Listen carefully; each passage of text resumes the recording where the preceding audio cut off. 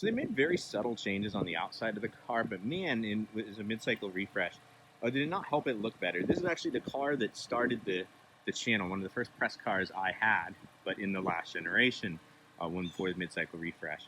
From the side, it's pretty much the same. Love the tires on this. We'll talk about that in the drive review. They are like Sport Max tires, so they're actually pretty sticky. I would assume like all season or summer tires. The proportion in the back, that's like the one thing I'm sure in the mid-cycle refresh. It looks better in the 6 because it like slopes down. I still think it's an attractive car, especially with that long front there. I love the shark fin antenna. And then coming around to the back, the lights are very distinctive, very, very, very Mazda-esque. And it does actually have, if you see down there, they're hidden. I don't know why they do that. It actually has 2 exhaust pipes, but they're hidden. It's a trend now that I don't really understand.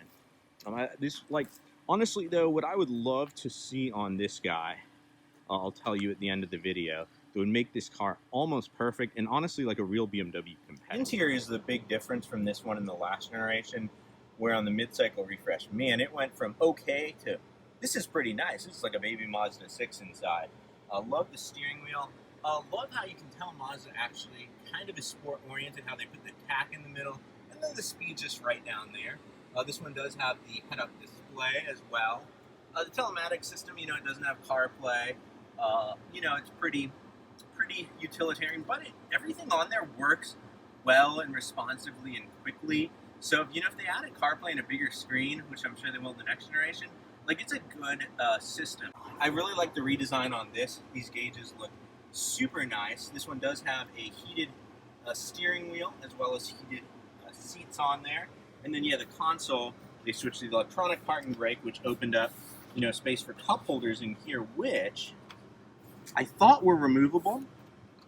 And then you could have more storage. I guess I'm mistaken. It looks like they'd be removable. And then it has a nice little console with a divider, extra. Actually, by extra, I mean this is where if you have a radar detector, you're going to be stringing it a long way down there. And then this is like for coins or loose stuff. And then, it's a decent size console, a little on the smaller side, but it does the job. This is probably the one element that, it's good for the class, but you can get much nicer trim on like the Civic, for example. But again, compared to the Elantra or Corolla, it does look very nice. It was actually printed carbon fiber on the last one of these I reviewed, so I think it's an improvement, but still one area for improvement. These seats are way more comfortable on this edition, and they look really nice. And it's very easy to miss because it's subtle, but there's actually red stitching in here on these seats. Coming around to the back, 2 6-feet people would be okay in this car. Good headroom, good shoulder room. It's comfortable. It's actually pretty comfy back here. I'm actually kind of impressed. I rode in the last Gen 3 in the back, and I was kind of like, it wasn't as great. So big improvement there, with the mid-cycle update. So as you know, I like this car. It's actually one of my favorites in the class. It's probably this and the Civic, which, seeing as the Civic was a full redesign and Honda's a much bigger company, speaks very admirably to this car. And I think this is just that little extra bit more fun, unless you get like a Civic Si. But this is just way more engaging than, say, like the Corolla or the I don't even really compare this to the Corolla and Sentra because they're just so long in the tooth at this point. I do compare it to the new Elantra Kia Forte. This would probably stack similarly to the new Kia Forte based on how Kia does a little bit more athletic, kind of fun playfulness, whereas the Hyundai's more like kind of like the Civic, and it's like trying to be a little luxury car as well. Now there is of course an Elantra Sport, but again, even in the Sport trim or even in the Civic, there's just something about this car which we'll see in the drive review. Let me know your thoughts in the comments. Would you want one of these with a turbocharged engine? Like, I really hope Mazda, or if you're a UK viewer, the Mazda. So we'll listen and realize, especially now that they have the engine, that they could just drop it in, even if they sold, a fair amount. They have the engine already. Just put it in, have each dealer have like one and then make it a special order. I think it would sell really well. All right, so this one's the automatic. In a lot of cars, and I know I get pushback for this, I will recommend the automatic over the manual because it's faster. So now there's sometimes even more fuel efficient. And if you have good paddles and it's a fast dual clutch or manual, you get an engaging experience still. The Mazda automatic on this one, it was good in the CX-9 I reviewed, but on this one, if you don't live in a hilly area or you don't like sit in traffic a lot where manuals can be like on the clutch, off the clutch, on the clutch, I think it probably is, but if nothing else, it feels so much faster, the manual in this car, that I would say, you know, and I think you save a little bit of money too. I would say the manual is a really, really solid, good choice in this. The automatic, you do put it in sport mode. There are paddles, they're kind of small, and they're a little bit slow. I mean, it definitely can like keep you in the gear you want, but in sport mode, I just kind of leave it in sport mode. So let's take it around the block. The steering is sublime on this car. It gives some feedback, and it's so tight, the ratio. And then you can put it in sport mode and it gets even tighter, and it's up there with, honestly, sports cars. You know, I review a lot of sports cars as well, and it's good. It's a good steering. The suspension up to when you push the car to about 90% is actually really, really good as well. It feels very light on its feet. It has a really good turn in. I mean, at the very limit, you would probably understeer a little bit, but you know, you're probably not going to drive your Mazda 3 to that limit. But you know, this car, I have driven some Mazdas on the racetrack, and they're actually competent for, you know, a car at this price. It's ridiculous. Let's see, from off the line, yeah, with the manual, it just takes a little while to kind of get going, even in sport mode. Coming around a corner here, that kind of brings me into the brakes. If you have to brake, the brakes are actually really good, really grippy, good feel. Love that. I mean, honestly, if you're in this class of car, this kind of compact car, and you want the athletic choice, this is kind of the only one for you. Because, like I said, unless you're going to get like a Civic Si or an R, this has just a little bit more athleticism than the Civic, you know, does. And it just feels so light on its feet. Like the Civic feels like a bigger, heavier car, even though it's very competent in this new generation. And I really like the Civic.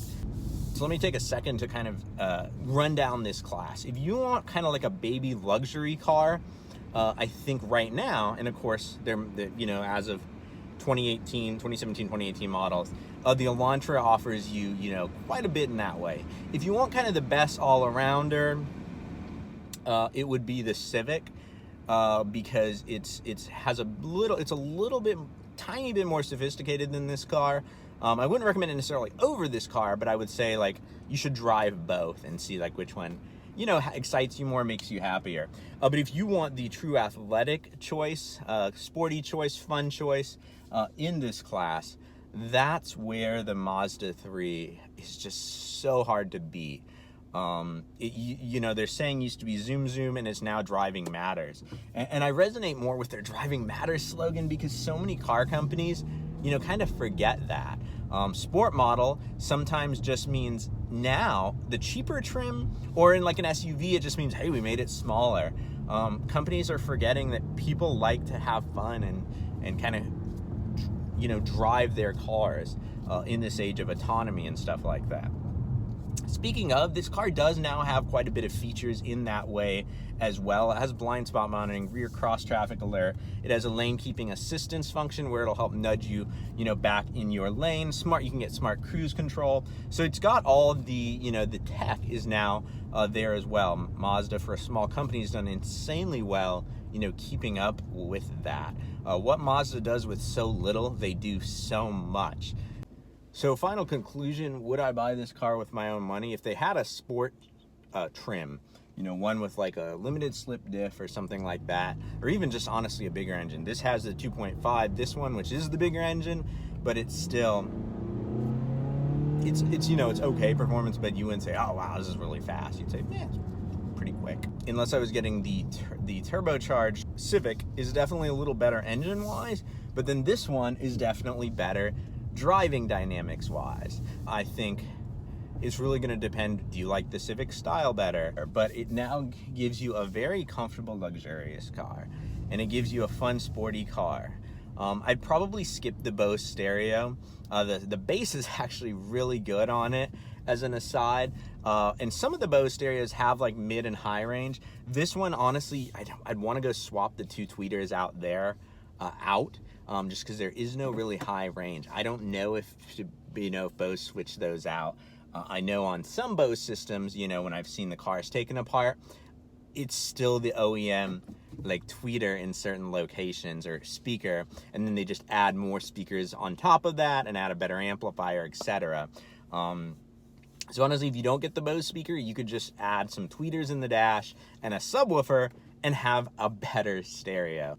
That would be really my only two critiques on this car. The stereo, which is petty, even if you get the Bose, you can still switch out those two tweeters up there and have a really good stereo. And then the engine, and honestly, for what most people do, the engine is fine. I just think, this would put this from a great car into a car that, shouldn't be in this class. It's already leading in the class, but man, with a bigger engine. But I mean, when those are the only two critiques you can come up with for a car, it's a pretty good car. The other nice thing about this car is it's priced similarly probably to a used 3 Series, but you're going to get a new car with that new car leather smell with warranty. That's really, really fun. It honestly gives you probably 90% of what a 3 Series would. Until next time, my speedy racers, drive on.